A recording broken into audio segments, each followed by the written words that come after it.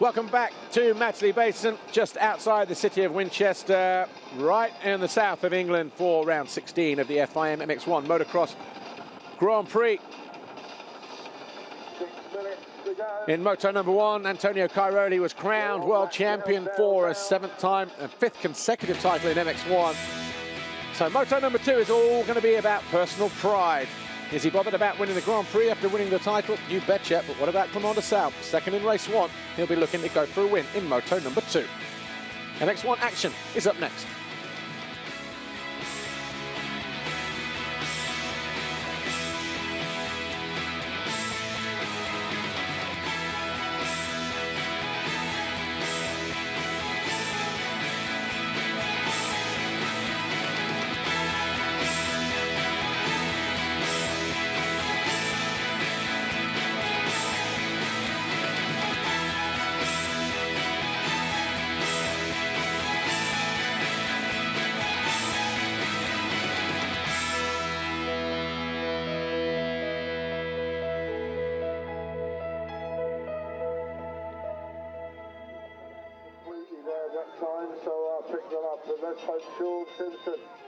A little earlier. Riders went out on their sighting lap. They're all back down just in front of the skybox. Some last minute alterations going on in front of the start line area. Of course, final race today. This track will be completely different to what was experienced by these guys in moto number 1, this 1,570 meter long circuit. Is pretty tricky, and might give you some idea as to how tricky it is as we take a look at our GoPro track preview of this Matchley Basin circuit, which was filmed on Saturday. Looks a little bit like this.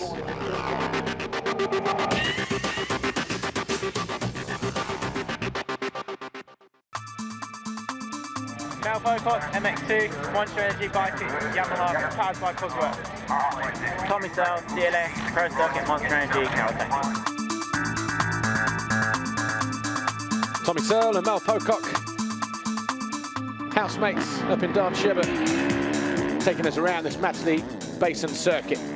About 85 metres down into turn 1, through the sweeper. It's a little bit tighter than normal from the left-hand side, off cambered as well. No pit lane on the left-hand side, you'll notice. Down through the right-hander, doesn't turn back on itself and loop round, it goes straight back downhill. Through the chicane, through the dip and up into turn 4. There's just a little G-out section there or two, just to upset the balance of the bike. It's pretty rutty through there now. Stepping down into turn 5. Again, a very difficult corner on the racetrack. You need to get the power right to get over the step up. Get bumpy up here into this right-hander that is turn 6. Head out of there, big step down. Back through the dip in the opposite direction, up and over the Honda step-up.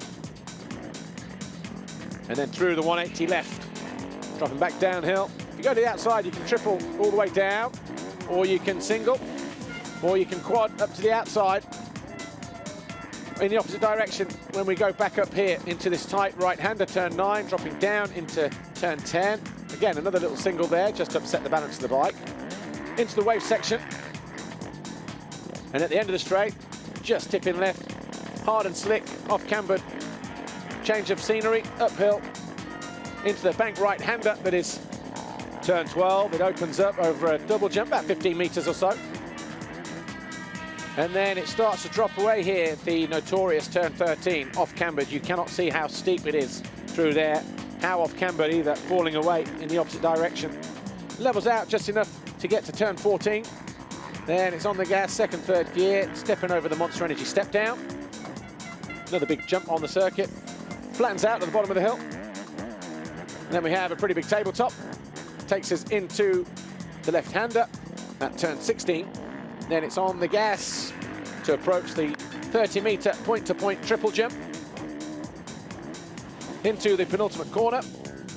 Then we drop downhill into the right-hander again, a little bit off camber at the first part. Hit the Monster Energy finish line jump, and then we continue past pit lane, down to the start line area, and we rejoin in front of the start gate to cross the gate itself. Ready to go. And there's a triple step down as well that takes us back down towards turn 2. We're ready to go. Are you ready Tony to Cairoli go? won the qualifying race ahead of Van Hoorbeek, who didn't finish moto number 1, de Sal, and the rest of the guys, as you can see. So Cairoli, de Sal, Cairoli, Van Hoorbeek, de Sal, Strybos, de Dijker, Paulin, Philipparts, Oban, and Simpson. That's how they line up, the top 10 guys. In a moment, we'll see how they do going into the start line. First turn. Wait patiently as the time ticks away. MX1 race 2 about to get underway here. We've had a packed crowd here at Matterley Basin for the penultimate round of the FIM MX1 Motocross World Championship Grand Prix.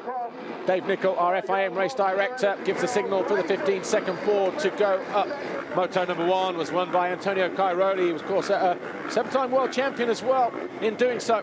Lamont de Sal came home in 2nd. Strybos was 3rd. Bob Rochef 4th. De Dijker 5th. Tommy Sal came from the back to get to 6th. They'll be looking for a decent result here in Moto number 2 to give the fans something to cheer about.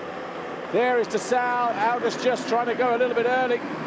De Sal gets a little bit wayward, but tries to correct himself going in. It's Cairoli who dives into the first turn ahead of him. Losing the wheels, though. Uses the bank to his advantage.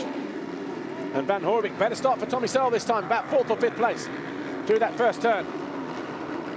Strybos buried a little bit further back as well. But uphill they go. It's Tony Cairoli out of turn 4, dropping downhill for the first time.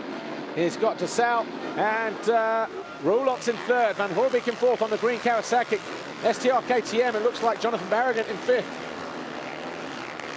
And Tommy Sal in 6th, but Bobichev making him work hard for it.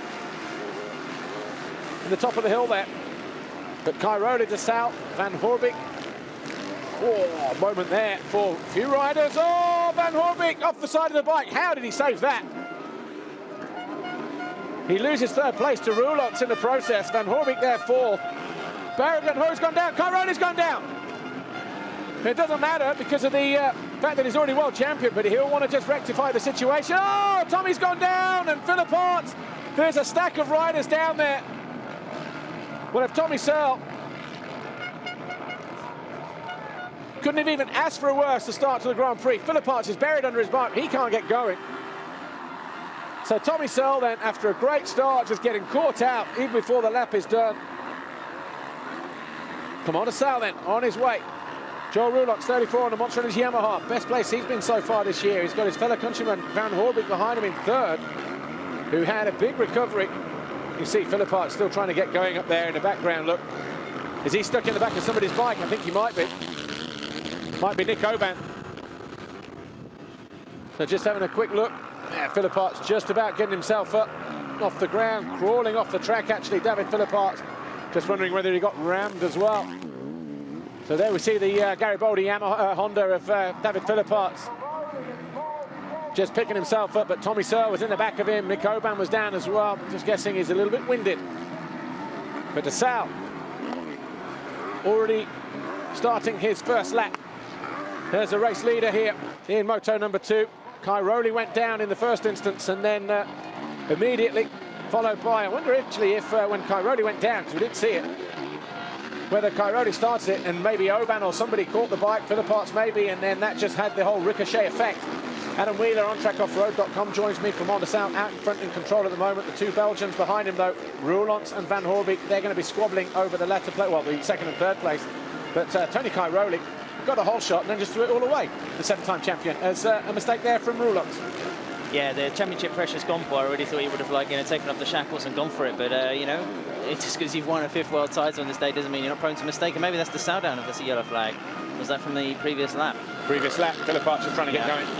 Obviously he was winded there, just trying to take a bit of time before getting the bike up. But Van Hoorbeek has been quick all weekend. We didn't really see him in the first moto, that mistake at the beginning, so it'll be interesting to see what he can do here. Do we know what the problem was, why he pulled in? Because he got up to 13th and then just suddenly pulled out. So I don't know if there was another mistake there as a result of, the initial crash at the first turn. But they came back really well. I mean, by the end of the first lap, it was right on the back of the pack. But no, I haven't spoken to him, so I'm not sur why. Well, Cairoli came over the line in 9th, just behind Simpson, Paulin and Caro. But as we look back here, Roulant in 3rd, Barragan in 4th, Bobryshev 5th, Paulin 6th, Cairoli already in 7th, pushing Caro back to 8th place. But it's a little bit of a battle, doesn't it? You know, whether it's for 9th place or it's you know, going for the lead somewhere, it doesn't really matter. And I think Tony will be glad to get in front of him. But you know, 5th world title just done a couple of hours before in MX1. Yeah, of course. 7th in total, but he'll be looking to. I mean, we know he's quick enough. We've seen it time and time again, haven't we? We're seeing the gap now as he comes over the line between him and Sal is 9.5 seconds. And yeah, same lap time, only 3/10 slower coming through traffic. Yeah, that's right, Paul. But I think Tony's got a second a lap on everybody here. So, you know, we've got a good 30 minutes of this, well, you know, 35 minutes of this race left in total. So that's more than enough time for him to cut through. And you know, after speaking to some of the MX2 guys just after the last moto, they're liking the track a lot more. That it's drier, you know, more lines, more passing opportunities. Right. We're on board. This is this with Tommy? Seb Porcel. Oh, okay. Just getting a nudge. Cairoli gets pushed off there to the left. He was already down though. He picked himself up and then it got re-nudged. But so maybe Philippart's hit him. Difficult to see. Just remember seeing the guys just stacked up, 3 or 4 guys stacked up there.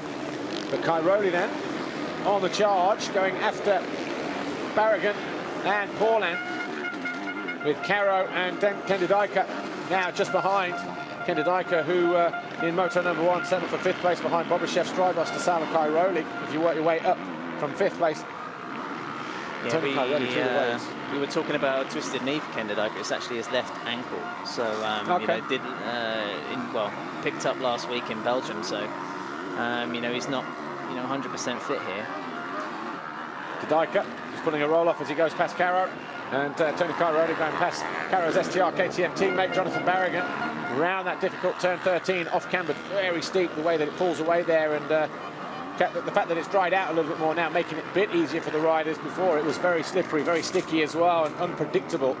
But yeah, I think the circuit, as it's dried out, it's come into its own. It's perfect, and it's dried out, it's gone wider, it's offered up that more line choice as well, as the rider said.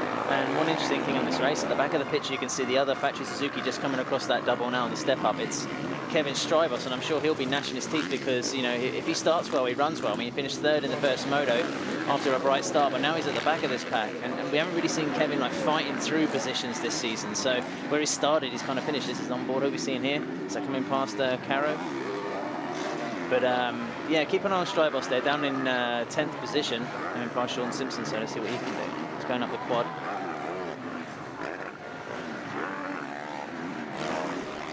Dropping downhill, getting Bobryshev in 4th place, Roland and Cairoli behind him at the inside of Paulin, so Paulin being pushed back to 6th place as Cairoli on the charge. Being urged on as well. There'll be a party in the paddock tonight, but Cairoli knows there's work to be done still. He'd still like to go and chase another Grand Prix victory. Of course, that would be GP win 64 in his career. Yeah, like you were saying yesterday, Paul, that total of 100 of Stefan Evers doesn't really look that impossible anymore, does it? No. Especially when I did an interview with Tony Cairoli recently. He said he wants to ride for another 10 years. Well, it won't be that long as he looks to go around the outside of Roulant. Of course, Jeffrey Hurlings, if he continues his winning in MX2 next year, that 100 Grand Prix titles would come even quicker as well. But what's he on, 23, 24? Grand Prix wins now? Oh, I forget now, 28. 18 years old and already nearly a quarter of a century. So well, Cairoli goes around the outside of Roulant and drops into 3rd.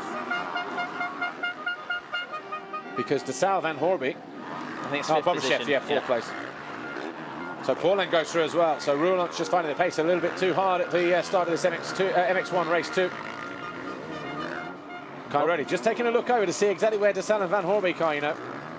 He's switched on already. He knows what he's got to do. And Bobryshev is just having another consistent day, isn't he? I mean, yesterday was pretty poor, a crash or a bobble in the first corner, broke it from brake, started from way out in the gate, but he's just reeling off those lap times, isn't he? Just like he's done for the last 2 Grand Prix. Yeah, chasing the 3rd podium. I think, you know, he's depending on how Strybos gets on, then he's going to be in line for it. He was 4th in moto number 1, exactly. So Strybos, where is he? Down in 10th place at the moment, just behind Caro and Dodika. Gauthier Paulin had a tough time in moto number 1, down in 9th. Not sure if you've had time to get down in the paddock and speak to him, have you? Adam No, Wheeler? no, not Paul Lamb, but he's still coming back from that heavy concussion, so I know he was pleased with his speed in Belgium last week, so, you know, I think he's just making little by little. Gauthier is not the reckless type, so he's, you know, any kind of gains he can make, then he's going to be happy with, especially with 1 GP left and going into the sand next week, or 2 weeks' time. Tell you what we're seeing here now, after just 3 laps, illustrates the speed of Tony Cairoli. You know, when we sit there sometimes and say he's just, you know, biding his time and all the rest of it, here we're seeing on the attack as if the World Championship depended on this race. Yeah. You know, the distance that he's put in between himself, Paul Unruh, Sadika, Barragan in that last lap or so is just absolutely phenomenal. I mean, I think the last 2 Grand Prix we've had in the Czech Republic and Belgium, the tensest you'll see Tony Cairoli. I mean, he was expecting to wrap it up, and I think that he did it in the first moto, just lifted a load off the shoulders, and it's a case of like, right, let's go out and have some fun. And you just keep an eye on his corner speed. You know, it's not necessarily, you know, getting out of the corners, but really the entry, especially these big sweeping bank turns in the background of the picture there. Dessau was fastest man on track, fastest lap of the race, a 1:57.8. Cairoli in traffic, a 1:58.4. Only 4 tenths, but he's got a 10-second deficit to make up to Commander Sal and the Rockstar Energy Suzuki, who currently leads the race. And in contrast, that factory Yamaha there, number 34, Joel Rowlandson in a 2:04. I mean, that's like 7 seconds difference. It's not going to stay there with that, is he? Wonder how difficult Bobryshev will make it for Cairoli to find a way through. And I don't mean that in the fact there's any animosity. He's just a difficult guy to get by sometimes, isn't he, Bobryshev? You know, when he's on, like he is now. Yeah. Oh, that's where he fell in the qualifying race yesterday. I don't think he had a front brake there, did he? He was damaged in the crash in the first turn. Well, it wasn't the crash, he just tagged somebody alongside him. Oh, was a little bit short there, Cairoli, on the landing of the finish line jump. I think he just backed off, you know, coming across. He had a nice scrub going on there with Dessau in the first moto, just that outside line on the double, just getting the bike down and going through. And that triple still not too much trouble for everybody. It was only a couple of riders in MX2 doing it, Jake Nichols and Max Anstey. Yeah. So what a great Grand Prix that was in MX2. Yeah. A lot going on in that last race. I mean, obviously, I don't know where you were watching it from, but you know, at one point Ferris was the overall leader in the Grand Prix. Yeah. Then Boutron, then Ferrandis, and then Jake. Turn it on, dude. Yeah. World champion. But yeah, no, we're just talking with people around us, trying to do the mathematics and work out who had that overall win. You know, one stage it was Koldenhoff, one stage it was Boutron. You know, then it's like, oh, Jake Nichols can pass that person. Oh, yeah. Cairoli, massive. Yeah, quad over there. Round the outside of Bobryshev. Just ran out of room though. Yeah. Well, that corner's a little bit tighter this year. I'm sure it came down a little bit more vertical, you know, in previous editions at this Grand Prix of Matterley Basin, but just tightened it up, and it's you know, a little bit harder to carry the speed through onto that wave section. Yeah, you have to come back on yourself, don't you, just to make that inside turn.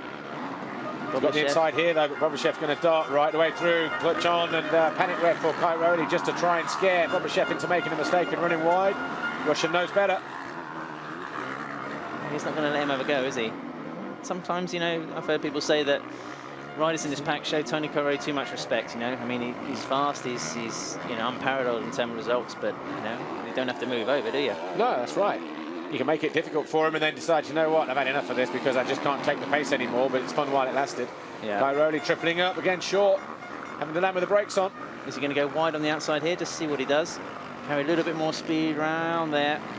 Tip the bike down. No. Oh, just had to back out of the challenge. Yeah. I think he's trying that one, actually. Yeah, but Bobryshev was drifting out, wasn't he? I think he just like erred on the side of caution. If he's not passed him this time around, I won't be surprised if he tries it again and gets out a bit earlier and jumps across the back wheel, depending on how close he is to land on the right side. So he's in good position at the end of pit lane. That's right. I mean, it's all about lining up for the pit lane, isn't it? Strybos. Yeah. Back with the Belgians. Doing Didika. That is for 6th place. So Strybos suddenly on the charge from 10th. He's going forward. Ankle injury, he said, for Kevin Strybos. Look how tight it is here. Look. Ken Didika, yeah. Yeah, Didika, yeah. Didika having to run wide there as Strybos sailed up the inside into turn 6, or turn 7, sorry. Oh, short again. So Commander Sal now only 4.7 seconds clear. Bobryshev 5 seconds further back. Cairoli just on his tail. So less than 10 seconds. Cairoli doing a good job of closing it down, but not enough at the moment. Looking for the options here. He knows second place, if he gets to Dessau, it's not going to be enough. But once he's found a way past Bobryshev, of course, he's got to go after Van Hoorbeek as well. Another 5 seconds further up the track. So tough race for Tony Cairoli, despite the fact that he's just won a World Championship. But when we talk about, you know, what kind of attitude is he going to come into this second race with, he only knows one way, just to go out and win. And try and win as many races, and if he wins the Grand Prix, then fine. He's not bothered about the numbers anymore. So he says. He knows he's on 64. Well, like we say many times before, you know, he just talks about fun. That's all he chats about. He says, when I'm having fun, then I'm riding fast. You know, and DeSalle also. But, you know, there's a certain kind of Mediterranean, Italian laid-back just approach to riding and racing, isn't there? I like his post-race interview with Amy after moto number 1. He ran wide there as well. He got a pitch on the tabletop just before. He's trying to get a bit more clearance on that triple. But and he said, yeah, see how I go in the second race if I'm not too drunk. That's the kind of fun we're talking about. Great post-race interview. But DeSalle continues to lead. 4 seconds clear of this guy, Van Hoorbeek.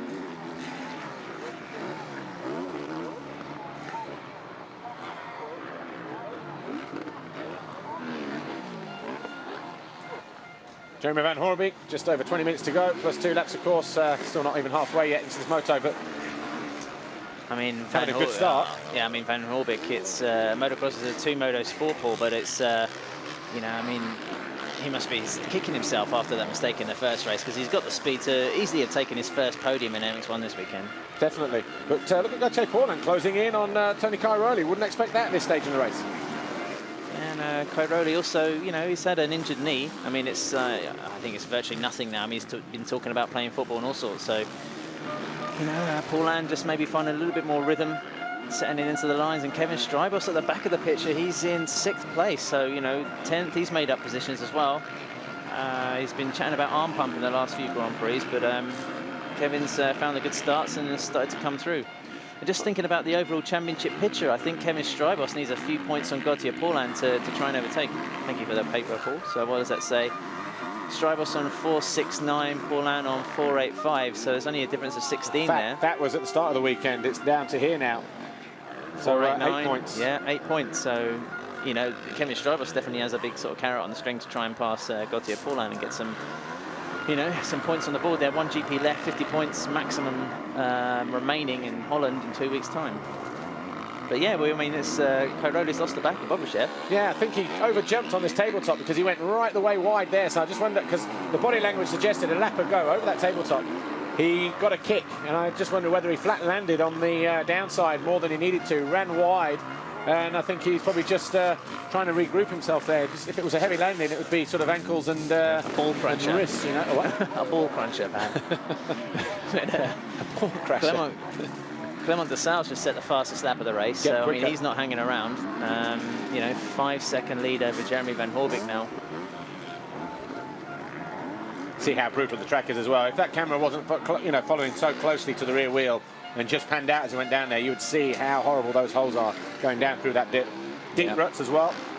And as the track's drying out as well, the hard ground, the hard packed nature of the ground, very chalky, coming a little bit like box hills. Yeah. So, you know, physically demanding, you're feeling it through the hands as well, you know, the blisters and that kind of thing. Now, taking another look over, so I think he's just regrouping here, Cairoli. So, yeah, I think it was just that overjump. This track only gets so deep, isn't it? I mean, we've seen the last 2 British Grand Prix where we've had weather conditions like this. You know, there is, it just becomes sort of quite slick and hard pack, as you quite rightly point out. Strybos at the back of the picture. Here's Tommy Sell, number 112 position. So he has not had, well, it's an understatement to say he hasn't been fortunate this weekend. Yeah, first turn crash in qualifying, and bad start in moto number 1, and crash in first lap of moto number 2. But just looking at the podium, DeSalle at the moment on course for 3 in a row. Tony Cairoli will be second, Bobashev third on 38, but Strybos on 35. So, see, this depends now what happens with Strybos going past, potentially, Gauthier Paulin, if he can find a way past Cairoli as well.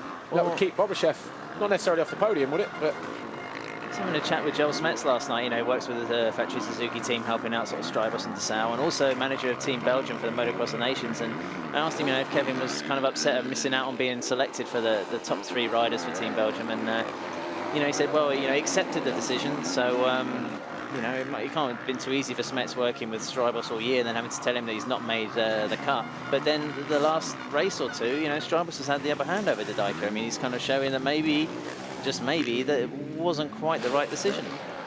Well, we're never going to know, are we? You know, when you look at Teushenthal, You know, we know Dodika had form there a few years ago when he was on the Richie Yamaha. He won there, of course. Double. So it was a double moto, yeah. And Strybos, I think, had success there as well in the past. So you can't put it down to who rides there any better. Conditions probably not too dissimilar to this track, actually, in terms of, you know, what you're going to be facing or as a rider. You know, hard, slick, stony, that kind of thing, you know. But, Strybos just a little bit short and the back end a bit high on that step up. Looking at Ken Dodika, losing ground in 7th. Under attack, no, not quite from Sean Simpson. He's a few seconds further back. Yeah, we can't really do a disservice to Dodika. I mean, he's been exceptional on moments this season, and numerically, he's ahead of Kevin Strybos, so he's kind of earned that slot. Yeah. And you just mentioned Sean Simpson. He's having another good Grand Prix here, Paul. I think it was last year, 2 years ago, we actually led until the race was red flagged. So, yeah, you know, after the Belgian GP last week, 8th position overall for Simpson, it looks like he's heading for a similar result. And again, a rider that's fully justifying his selection for Team Great Britain. Ken Dodika, left ankle, did you say? Yeah. Such a weird style, isn't it? It's just, you know. Never know whether he's trying full gas or not, do you? And I think while he's there, he knows around him he can't go for the guys ahead of him. He's probably aware that Sean Simpson about 12 seconds behind. So happy just to bring it home and not make any mistakes, because obviously in terms of his championship position, you know, it's he's pretty much nailed on in 3rd, is he? After the race 1? 5.58. So yeah, Dessau wrapping up the championship second, number 2 plate. I think that's for the 3rd time, maybe in 4 years, Dessau's been runner-up. Bobryshev over the finish line, 9 laps complete. Always hand out the pit board to him, trying to give him some encouragement. That should keep him on the podium. Just looking at Jeremy Van Horbig a moment ago, and he's riding the MX2 bike for Team Belgium at the Nations, probably a CLS Kawasaki. He didn't seem too enthusiastic about it when I spoke to him yesterday, but you know, he's part of the team, so he's got to get back on that 250. And Bobryshev, of course, going to be the main man, hopefully with Tonkov, Alex Tonkov for Russia. The good thing about the FIM Monster Energy Motocross Nations, though, is it's about 2 weeks, 3 weeks after the last Grand Prix, isn't it? So it gives someone like Jeremy Van Horbig or any other MX1 guy that's got to drop down to MX2 the chance just to re-gel with that bike, as opposed to, you know, running it a week after the GP. In one way, you've got the hiatus, you know, that sort of little pause in the schedule, but then, you know, it's also counted against the Nations, unfortunately, on this occasion with, you know, Ryan Villopoto not being able to make it Team USA with some ankle surgery, and, you know, just these guys are going to have to keep on training. They're going to have to keep on maybe testing, like I say, Paul, with a different bike, different setting. So, you know, the World Championship's going to be done by the beginning of September, but by no means the season over. Cairoli still struggling to shake Gauthier Paulin in 4th place. 5 seconds between him and Evgeny Bobryshev, so Bobby looking good and Cairoli looking over his shoulder unusually. Just looking further down the order, and well, he's really coming under attack now, isn't he, Cairoli? Like you called earlier, Paul, I mean, is there something, just maybe something a little bit wrong? His lap times, you know, haven't been, I don't know, terrible. I mean, they've been pretty much the same as everybody else, but he's just lost that edge, and he lost the toe to Bobryshev. 5 seconds of difference. Hopefully we'll hear from him at the end of the race. Normally I think it's just the winner's podium, isn't it? The winner's interview with the onboard lap going in there now and that kind of thing, but I'm sure we might still be able to hear from him. The old spider cam, look, the drone disappearing away in the background. It's just following the riders from below and above. Kevin Strybos, though, is pushing. Rockstar Energy Suzuki gets out of that berm early, stays out of the deep stuff, going after Paulin. Both of them making the triple and round the outside and then nicely up the inside. So Strybos, a great bit of riding into 5th place. And Gauthier Paulin, as you said, maybe just still trying to find his feet a little bit after the crash from Germany. It kept him out of the Czech Grand Prix. So what was that we said? It was 9 points between the pair for 4th place in the World Championship. So it's maybe a couple more now. Yeah, and that'll be a big thing, wouldn't it, for Strybos? Because he's been hovering around about 6th place all season long with Tommy Searle, and then he's obviously made a break in 5th.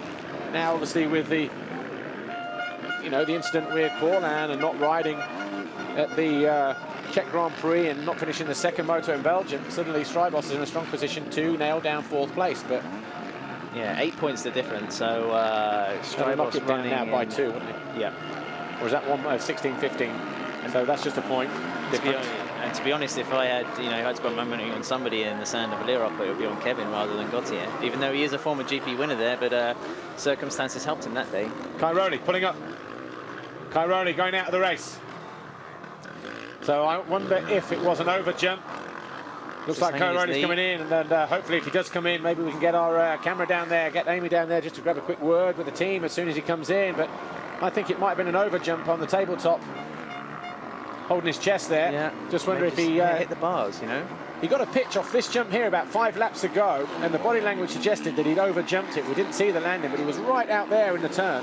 Yeah. And mechanic Nazar just, I think he won't need to write anything. Just maybe landed on the handlebars and just, just did himself a bit of an injury there. But just pulling up. Yeah. So we're not going to see Cairoli on the podium. That means that Bobryshev will be second. Strybos will be third now, as it stands. When they come over the line, 23 minutes is going. I don't know about that. Well, he's still going, Tony. Well, still going. But, So we might still see him on the podium. Definitely looked like he didn't want to stay out there. Just wondering whether he's ate too much World Championship celebration cake. Yeah, you might say, but between we might be races. seeing like 2 or 3 corners at once. The guys are already preparing the Red Bull KTM setup for the party, clearing away all the bikes and the technical stuff. It was pretty wild in the Czech Republic for Jeffrey Hurling, so they've done it 5 times already for Tony Cairoli, so there's a kind of a form book to be followed, isn't there? Oh, we're just looking at that. Or 4. The first one was on the Yamaha, 2009. Oh, my memory's going. Just wiping his hands or just rubbing his belly? I don't know. Yeah, just moving the chest protector up. Just backing off. Cairoli, so already crown world champion, but how much can he cruise? He's 10 seconds ahead of Ken Dodika.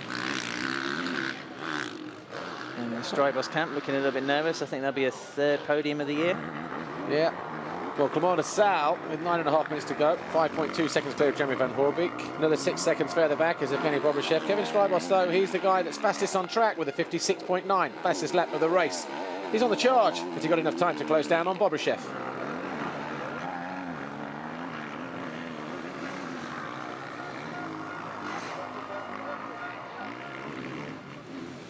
Jeremy Van Hoorbeek over the line. So that puts Van Hoorbeek also, well, he's going to be about 4th or 5th overall, I think, with that points tally he's going to get. Just get the other guys over as well, and we'll just find out for sure. But 4 seconds between Bobryshev and Strybos. Now, as Van Hoorbeek drops downhill, we should probably just see a flash of red now, just there, Evgeny Bobryshev. These guys have done a lot of suspension testing since the Czech Grand Prix. And looks like things are paying off for him now, doesn't it, Honda World Motocross? Won't say a little too late, but he's not been able to ride. That leg injury that he picked up early on in the season, Evgeny Bobryshev, just kept him off of the bike during the week, not been able to train better. But you can see in his physical appearance as well, he's a little bit leaner as well, isn't he? Yeah. Lost a bit of weight off the face. Yeah, that's right. I mean, you can tell he's gained. He's one of those riders that takes a lot of confidence from being in good shape. When he thinks he's physically ready to go, then he's somehow able to gas it a bit more, if that makes any sense. But Strybos de Sal, we haven't really seen anything of him on the TV pictures, but that'll be a 3rd GP win in a row. I mean, it's tried to ask him last week, what's the difference between your form now and early in the season? But he just didn't really. He said, I don't have an answer for that. It's difficult for me to answer, to say why I'm not been winning more.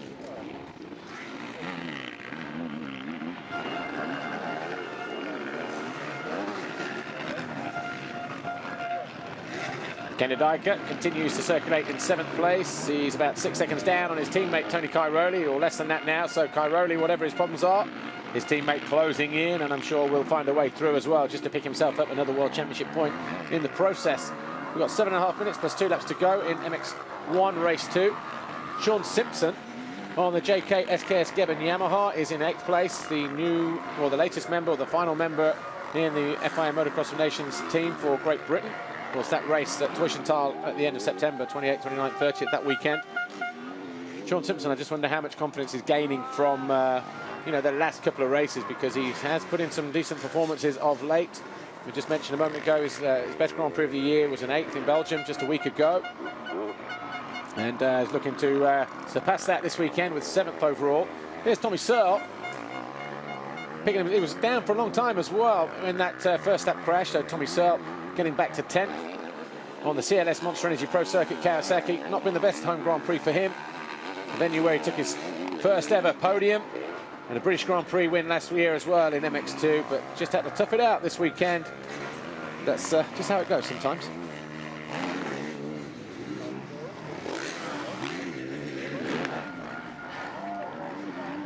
Tenor Leot, Richie Racing TM down in 9th place, just ahead of Tommy Searle, about 2.5 seconds, something like that. So Searle will be doing his best to close down on the Estonian.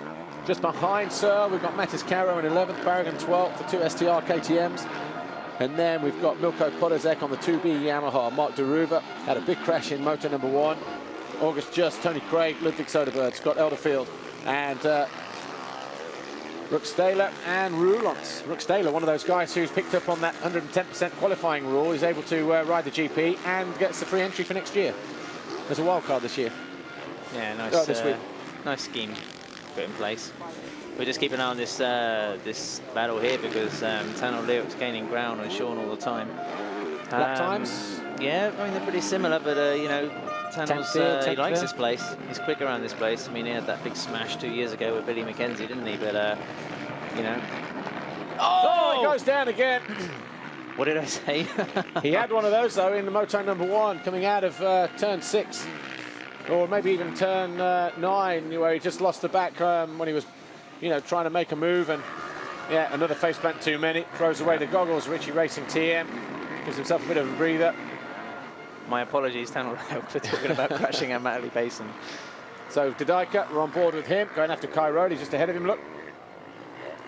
See the hard, chalky surface on the downsides of these step downs now. Ken's, sorry Paul, Ken's copped some flack for not really giving Tony enough of a battle this year. I mean, he's been a good wingman, hasn't he, as a teammate, so will he do the decent or indecent thing and pass him here? I think he'll just go by him. There's nothing now for Tony to worry about, is there? Yeah. Cairoli's the sort of guy that, you know, if he could have won the GP, and he, you know, in theory he should have won because he's clearly the quickest rider out here this weekend. I think that'll eat him up a little bit. I mean, he'll get to a point where he just dismisses it and, like, you know, starts the party for the World Championship. But that shot there, jumping the step down, illustrates as well the height and the distance you need to get over that triple. Dodajka not jumping it. Cairoli was still flying through the air as Dodajka came into land on the second one. Been some big moments off there this weekend. But, you know, all in all, Adam Wheeler, this British Grand Prix at Matterley Basin, we were lucky with the weather yesterday. It was forecast that it was going to be heavy rain throughout the day. Fortunately for us, just everything across the east of here. Got it. Cairoli stalls the machine. And he's still there in the corner. Did he stall it? Or he's having a look at his gear lever there? Maybe it's bike trouble, you know. Maybe he's not feeling too... Well, it's a mystery, isn't it? Because I think if it's something physical, then he probably wouldn't, you know, just keep going round. He's maybe just seeing perhaps how the bike is. Well, Sean Simpson now going to be closing in. Simpson would enjoy that scalp, wouldn't he? Just lands.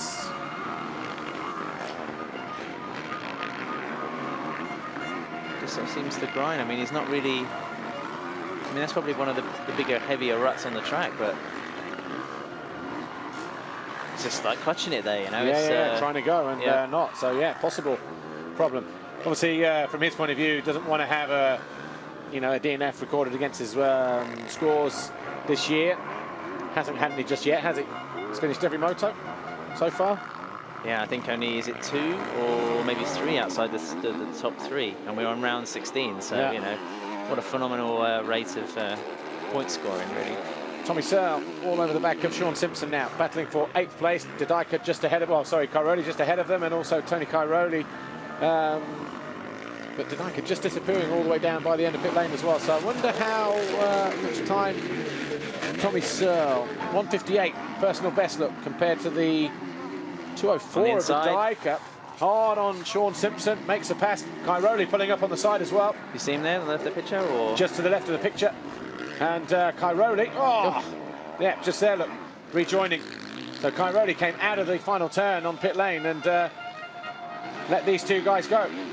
So I think it just might be a slight technical problem there. I think if it's a physical... Stopped again, look at the top of the hill. If it's a physical thing, he would have stopped by now, but... I wonder if it's a gearbox, you know. Look. Yeah.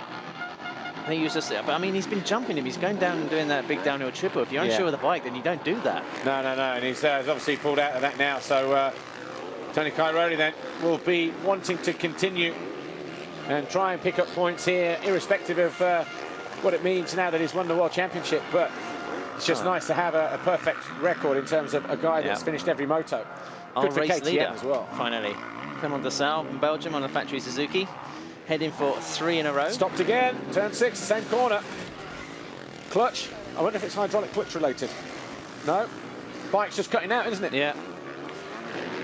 Shake just of the head. Cutting out, and well, hey, listen, this could have happened in the first moto. could have happened in the first race, and that puts the pressure on going into the second race. And sod's law, isn't it? You know, you sit there and you go, right, Tony Cairoli hasn't had a DNF. We've had a couple of another one. Oh yeah.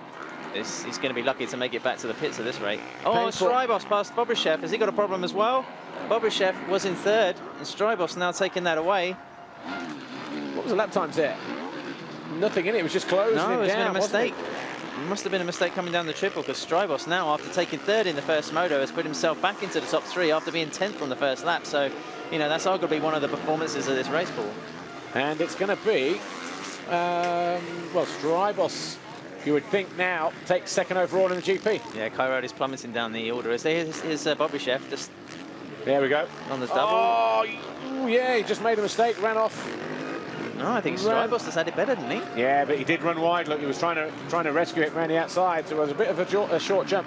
I mean, as they came over the line with Bobryshev just ahead of him, they were tied on points. But obviously now going to be another Suzuki 1-2, like they had. Was it Czech Republic? Yep, Czech Republic, and then Dessau winning last week. Kevin was 4th last week.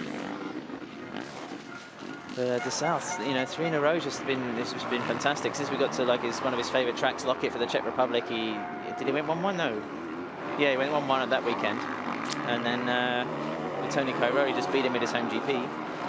And like we were saying, I think in the commentary last week, Paul, just the weakness is the sand. Won both motos in Czech. So that's right. He's won 4 motos out of the last 6. So that is kind of championship form. And when we go into the sand next week, it might be a little bit more of a different story. But 2 laps to go. So it's just one of those days, isn't it? It's Cairoli, we wait for him to come around. Will he come around? Dropping down the order, Cairoli down to 13th. I'm going to continue to look around, actually, just to see if we can see him. Yeah, he's coming up over the triple. Single. The triple coming into the finish line area. Tony Cairoli, he's just rode over the first one. He's in the penultimate corner looking at the final turn, Tony Cairoli, cruising around. He won't jump the finish line double jump now, definitely not. We'll see him just trickle over the finish line now. Yeah, the bike is actually... still giving him problems. It's just kind of revving its nuts off just to keep going. Is he going into... Just have a quick look out the window. Here he goes on the... He's over the Dragon's back and heading into pit lane. So Tony Cairoli then just trying to keep that bike running, and it's going to be in a retirement for the 7-time world champion in Moto number 2. Bike keeps cutting out.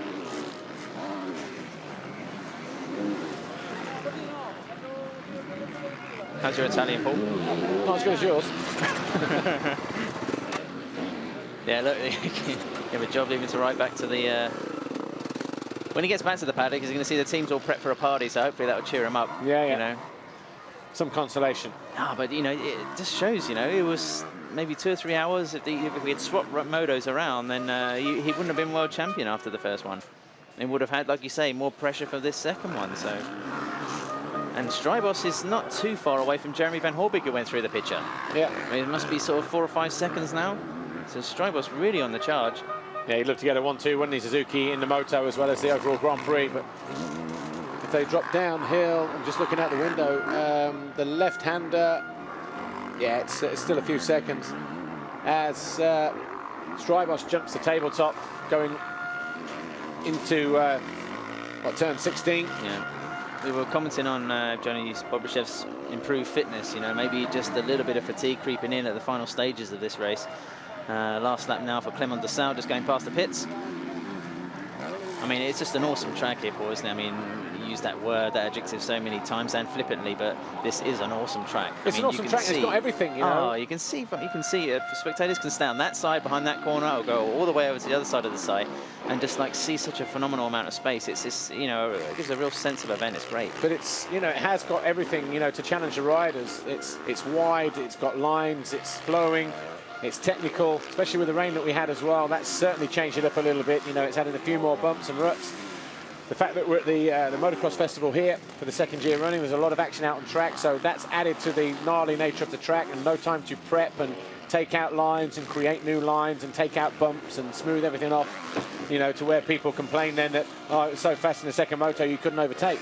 It stayed the same right from the very first lap, you know, of the day, and just progressively got worse as the day's gone on in terms of the physical aspect.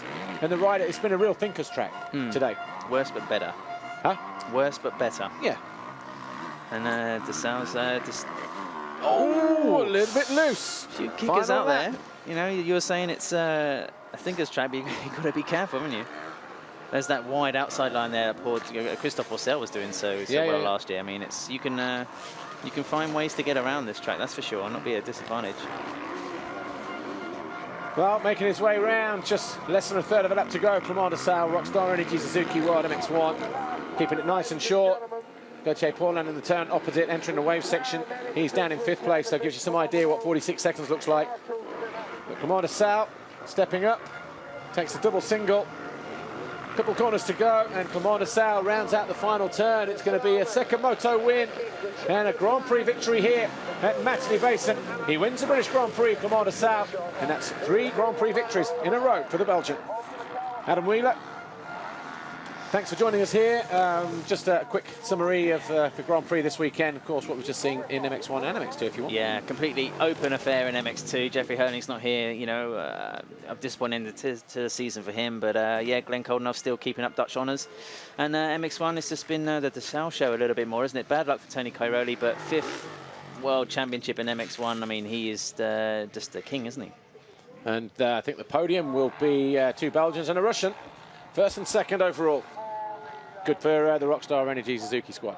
Thanks, Adam Wheeler. We'll see you in Lira. Clément, 3 GP wins in a row for you. Oh. I need air. Oh, there you go. You got some air. You're all right now. Oh. Good job, man. So, how was the second race? Yeah, it was good. Again, a good start, so I'm really happy with that. You know, it's really positive. My start is definitely better. And yeah, honestly, I didn't want to pass Cairoli in the front, but he made a mistake, you know, and I was first, and I was focused on my rhythm and tried to keep the same speed till the end, and after control. Great job. We'll see you on the podium. Well done. Good job for Clément de Sale. Another Grand Prix victory. 3 in a row now for the Belgian and the Rockstar Energy Suzuki World MX1 team. Czech Republic, Belgium, and now here at Matterley Basin in Great Britain.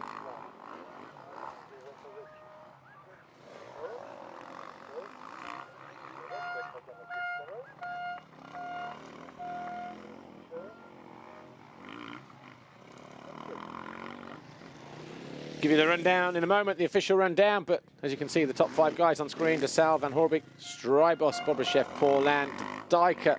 Searle 7th in the end after spending what seemed like an eternity on the deck at the first lap, first few corners. Found a way past Sean Simpson in the closing stages. Tano Leok continued after his fall to finish in 9th, and Mattis Caro, the lead STR KTM, in 10th. Fans making their way out of the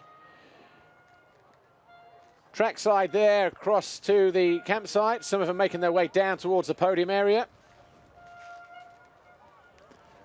But official confirmation, race number 2, MX1, Clément de Sale, 9 seconds clear of Jeremy Van Horbeke. Kevin Strybos was 3rd, Evgeny Bobryshev 4th, Gauthier Paulin, Kenda Dijker, Tommy Searle, Sean Simpson. Tano Leok was 9th, Mattis Caro was 10th, Milko Podezek, Mark Deruva, August Just, Tony Craig, Ludwig Soderberg, Scott Elderfield, Jonathan Barragan, Tony Cairoli, despite not finishing, did enough laps to classify as 18th, so he will pick up points in this race. Neris Ruxtaler and Joe Roulance.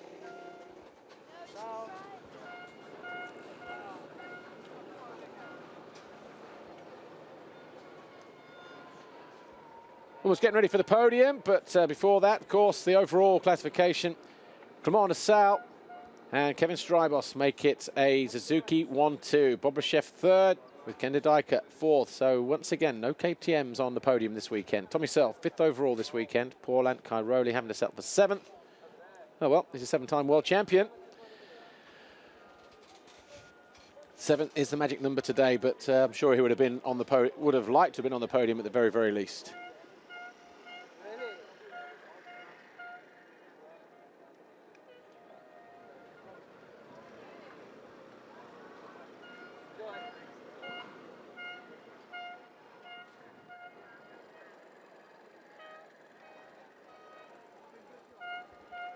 Points standings. Well, Tony Cairoli crowned world champion today, so he'll be on the podium anyway just to collect the gold plate. But Strybos and Paul Ant just 4 points apart now in that battle for fourth place. Tommy Searle in fifth. No change from 9th to 16th. Of course, no Gonçalves, no Borg, no Guarneri this weekend. No Frossard either.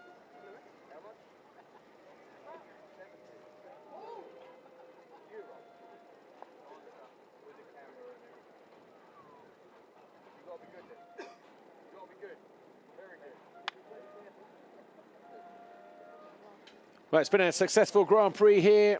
Matchley Basin, the penultimate round of the FIM MX1, MX2 Motocross World Championship. The MX Festival here, incorporating all classes from 65s right the way through to amateurs. Manufacturers Championship looks like this. KTM lead the way. Suzuki, Kawasaki, Honda, Yamaha, TM.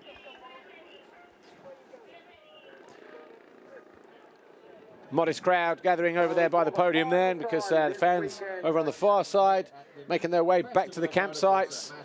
But third overall this weekend, and for Evgeny Bobryshev and Honda World Motocross. That's his fourth podium of the season, but for the third successive Grand Prix. He was third in Checo at Lockett, third at Bastogne a week ago. He's third overall this weekend at Matchley Basin. And Evgeny Bobryshev coming to form in the second half of the season. Rockstar Energy Suzuki World MX1, Kevin Strybos as well. He was fourth a week ago at his home Grand Prix, second the week before. And it's the second time this year that the Rockstar Energy Suzukis have finished first and second, with your overall winner being Clement Sal, taking the victory here in Great Britain. And the winning team manager for Rockstar Suzuki, it is Sylvain Gabors. Sylvain Gabors will make his way to the podium to collect the Suzuki Manufacturers Award. There's a man with a smile on his face. Now then, trophy presentations, ladies and gentlemen. Ultimate Trophies, providing the trophies this year, as always. To our third place rider, Evgeny Bobryshev taking his third place trophy from Brian Higgins, the chairman of the ACU.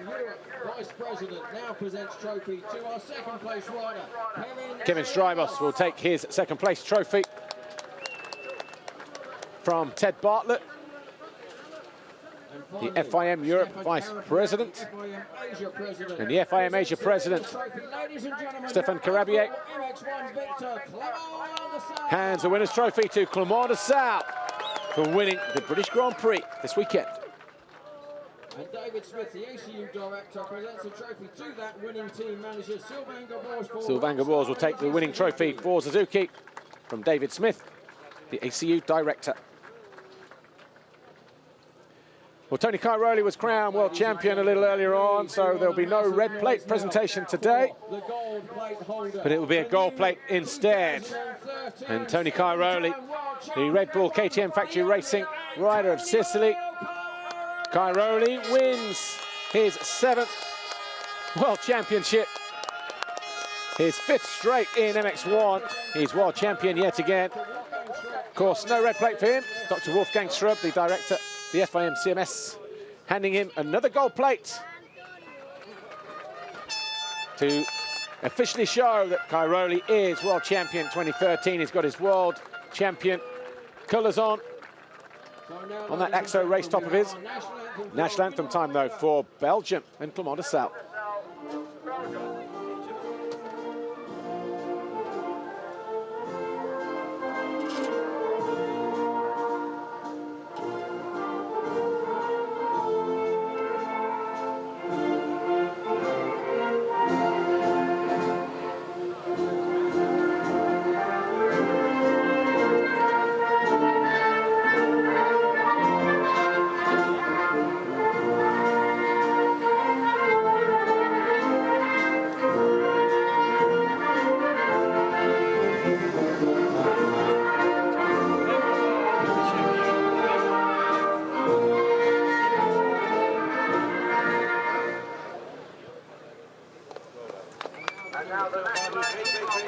Suzuki winning manufacturers this weekend. National anthem for Japan.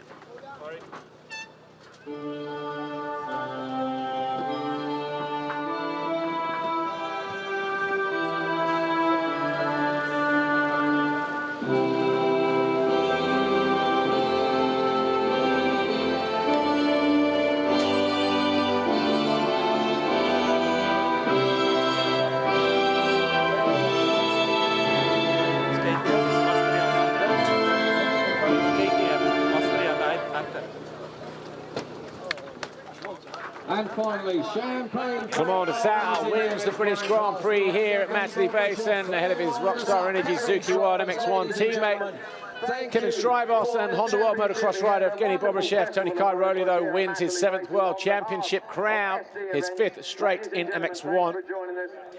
He might not be celebrating on the podium, but there'll be a party in the paddock tonight over at KTM. There'll be music, there'll be DJs, there'll be food, there'll be plenty of drink. Let's just hope he's recovered in plenty of time for Lierop in 2 weeks' time. Might just be the team photo, or it might be all the winners this weekend as part of the Matterley Festival.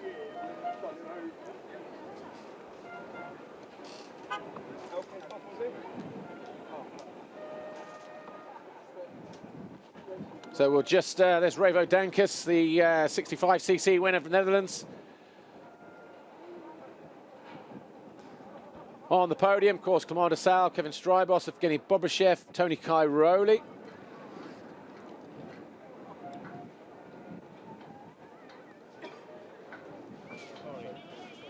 People just taking their positions there on the podium.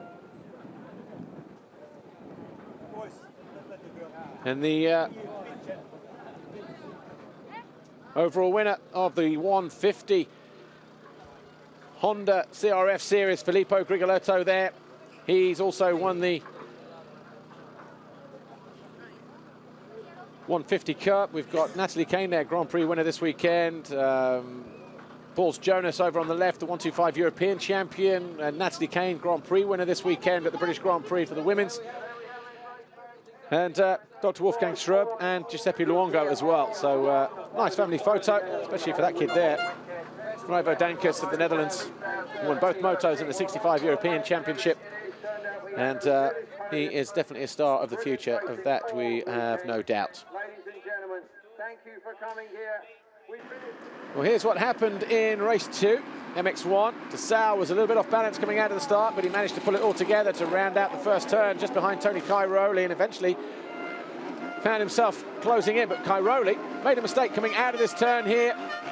Lost the front, it folded on him. De Sal was able to avoid it. A couple of other people picked themselves up and went out and down, and Oban got tangled and took out Tommy Searle and David Philipparts, those having to fight their way through traffic. Cairoli picked himself up and immediately started on everybody else, but it was Clement de Sal who was leading the way ahead of Jeremy Van Hoorbeek in second. Fast starting Joel Roulance was dropping down the order pretty fast and would only come home in 20th place, but Tony Cairoli was on the charge. Strybos made this move on Paulhan to go after Cairoli. And then Cairoli pulled up. He had some kind of technical issue that he was having trouble dealing with during the moto. He kept stalling on him during the moto, and he eventually came home in 18th. De Sal won the race, he won the Grand Prix, and he's down by the podium. Hopefully, we're not going to grab a word with him actually now, so that's all we've got time for this weekend. Matterley Basin, congratulations to Clement de Sal, winning here his 3rd successive Grand Prix victory, his 4th in total in 2013, but also Tony Cairoli, your 2013 FIM MX1 Motocross World Champion. We'll do it all again in Lierop in 2 weeks' time.